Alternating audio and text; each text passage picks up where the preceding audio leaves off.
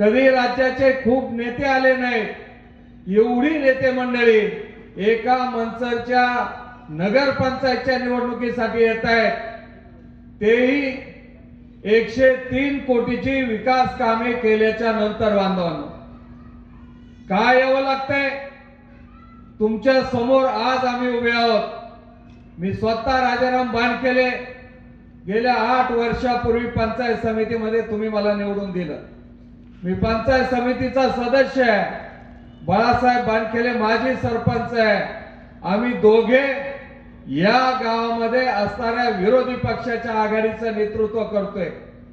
मग समोरची मंडळी आम्हाला जर किरकोळ समजतात, आमच्या पाठीमागे मंचरची जनता नाहीये आणि त्यांचा एकही नगरसेवक निवडून येणार नाही, एवढे जर आम्ही किरकोळ आहोत, तर मग माझा सवाल आहे दिलीप वळसे पाटील आणि शिवाजीराव आढळराव पाटलांना, जर आम्ही किरकोळ आहे तर राज्यातनं तुमचे अजितदादा पवार कशासाठी येतात?